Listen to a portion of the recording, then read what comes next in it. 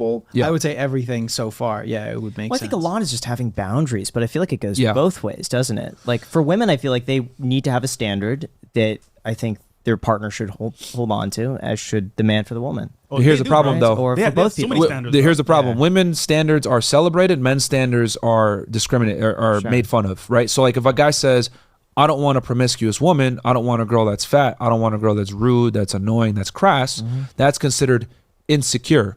But if a girl says, I want a man that's taller than me, makes more money than me, successful, ambitious, you go, girl, you know your worth. You go, queen. The problem is that male boundaries are disrespected. Female boundaries are totally respected and encouraged. And even if a girl doesn't, let's say a girl's fat, obnoxious, and rude, and quite frankly doesn't deserve the caliber of man that she thinks she deserves, society will still prop her up and tell her, you deserve that multimillionaire 6'3" guy, But- even though you're ugly. But let's just say that is what's wrong with that? With what? If she feels like she's entitled to that, what does that do? What negative outcome does that have? Well, the problem with that is that number one, she feels entitled when she hasn't earned it. And then number two is that sets her up for long-term failure, because the reason why so many girls are perpetually single is because they overestimate their sexual market value. And what I mean by sexual market value is their looks. They think they qualify for a guy that's an 8 or a 9, top tier guy, when they're a 5. And the reason why they think that is because they might have matched with one of these guys on Tinder, they might have slept with one of these guys on a drunken hookup, or they might have went out on a coffee date with one. But the reality is you were able to attract that guy, but can you retain that guy? And that's where many modern day women fail. They're not able to retain these caliber men. They can just get social, sexual situation with them and nothing else.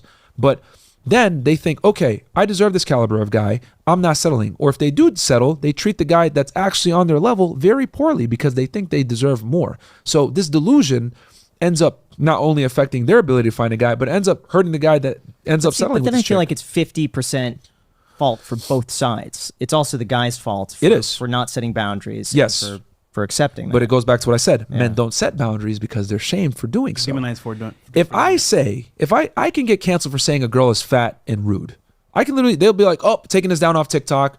That's hate Misogynist. speech. That's misogynistic. But if a girl says small dick energy, I'm not dating a short guy, completely, no one bats an eye.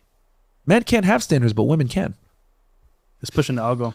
Yeah. I mean, I'm a short guy. Yeah. And I understand that I'm not going to be everyone's cup of tea. Yeah, of course. But my thought is that, out of 7 billion people, there's enough of a percentage that would be into what I have to offer. For sure. So- And obviously you've been able to amplify that by, creating a great platform, making yourself very financially successful, etc. But the point I'm trying to make is that a girl can go on the internet and make fun of you for being short and say you're a loser and you have small dick energy. But if you went ahead and you said, well, you're a fat bitch, you're going to get canceled. But I feel like guys say that all the time online. I They mean, get I feel- canceled. No, but depends on who we're talking. If we're talking about Yeah. like random people online, I feel like they already say that. And here's the other thing. A girl can make fun of a guy for being short. He can't control that, right? But if a dude makes fun of a girl for being fat, she can absolutely control that. But we sit here and say, love your curves. You go, girl, queen.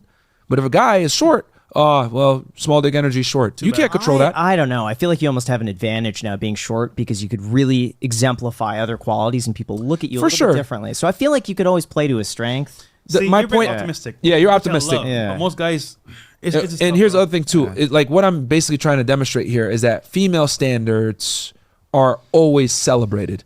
Male standards are always disrespected and looked at as discrimination. Why do you feel like it's that way? Well, men can't speak openly about what they want. Like you said before, men need to have boundaries, right? Sure. What I'm saying is that the reason why so many men don't have boundaries is because it's politically incorrect and socially unacceptable for men to have boundaries. I'll give you an example. Yeah. If I tell guys, yo, you have a girlfriend, she needs to respect you, she shouldn't be at the club, shaking booty and hanging out with her girlfriends and going to Miami for girls trips, they'll sit there and tell me that I'm insecure. They'll say, oh, what's wrong with you? What are you so insecure about? No, it's just common respect that you have a man at home. Why are you putting yourself in precarious situations that could hurt the relationship, right? But on the other end, right, like girls are totally, like if a girl says, I want this caliber of man, I want this, whatever, even if she doesn't qualify for it, society will prop her up and tell her, you deserve that man. Like no one ever tells women no, but we definitely tell men no. So at what point though does trust factor into that? Like let's say her friends getting married, or I don't know, her friends celebrating a birthday. There's 15 of her friends going out. She wants to join. Yeah. At what point does trust play into that? Where it's like you don't want to tell them no, don't go and hang out with your friends because you're going to a club. I mean, to me that just seems like a little. Well, I say you can't control a girl. You obviously can't do that. You're not going to tell her you're going to stay inside. The only thing you could control is what you do and how you respond. You want to go? Cool. You're single when you come back. But there's got to be a line here, right? but no, that's not manipulation at all. But let's that's just having say, boundaries and not acting on that it. example. Well, Hold on. Let me give my example. Sure, okay? go ahead. 1 year relationship. Mm-hmm. She's going out with her friends, celebrating a birthday party. It's a girl thing. 15 girls are going to be there. She's known them forever. Mm-hmm. You would tell her no, you can't go to that because you're going to a club. I would tell her you can go and do whatever you do, but you will be single when you return. But why? Why would that make sense to throw out a relationship like that otherwise is good? Because if she respects you, she wouldn't have went in the first place. But that seems like more like an ultimatum that you're placing on. It's not an ultimatum. She has a choice to make. Okay, but that's an ultimatum. No, it's like no. It's, she could do it. She's completely free to do whatever she wants. Because the thing is that she's putting the relationship in a risky situation. Why? Why would she be? Don't you?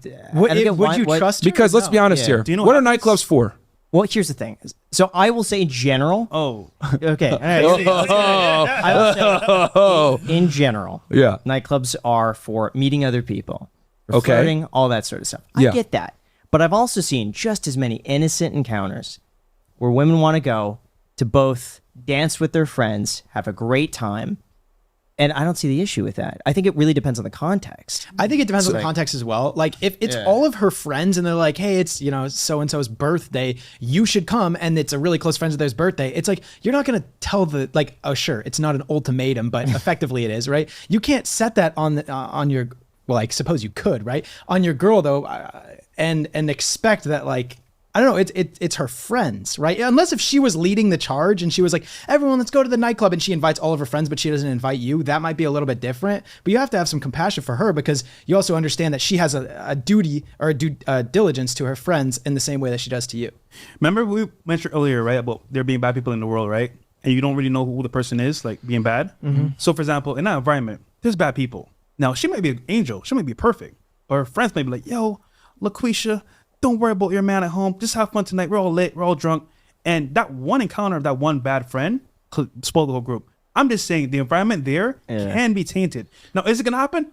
Who knows? We're just saying, if you have a man at home, why even put yourself in that situation? Why? It's not a good look. Like, you're going to be in an area where there's a bunch of thirsty men offering your girl liquor, trying to dance with her, and it puts the girl in a bad position. Here's the other thing too. Mm-hmm. She could get drunk and something could happen, and then next thing you know, bam, like she's for her kiss another dude or hooking up with another girls get drunk in Miami, have boyfriends, and we're like, yo, boyfriend, we didn't even know. It's like, yo, legit, bro. It's funny, bachelorette parties, bro. Oh my god, yeah. Come to Miami, it's crazy. A bunch of girls. Oh, they're just chilling by themselves. Before you know it, there's a gang of guys in their room, and I'm just saying, bro, things happen. So don't be dumb about it. Be smart about it. Here's the thing.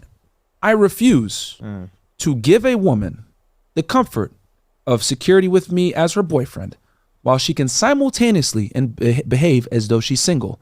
I have boundaries and standards, and this is what it comes with it. Because the thing is that if a girl truly respects you, she's not going to want to go to the club. She's not going to want to be around her friends that want to go ahead and do all this extra stuff. Single life. Yeah, like she's not going to want to behave like she's single when she's with a man that she actually admires and respects. And my thing is, if she wants to go to the club, that's cool. But you no longer are in a relationship with me because I'm not going to look stupid sitting at home while you go out and behave like you're single. This is the first point I actually would say. I have a pretty strong disagreement. Fair enough. Look, if you trust your partner and you trust their friends, because also it's your due diligence as your partner's partner to get to know her friends and to understand who she likes hanging out with, because she probably wants that too. And if you can trust everybody and they're all going out to the club and she wants to have a good time, I feel like there's nothing wrong with that. But if you set this, not ultimatum, but if you make this apparent in the beginning, this boundary apparent in the beginning of the relationship, such as, hey, if we're dating, I don't want you going to the club. It makes me uncomfortable. Would you do me the respect of not going to the club? I think that's fine because that's just a preference at that point, right? And I think all preferences are probably okay. You ever been to a club? Yeah. What happens at a club? People dance. What else? Drink. What does that lead to? Dancing and drinking. Sex. That is one of the potential outcomes, but that's not a 1-to-1 ratio. It's not like you just go to So here's the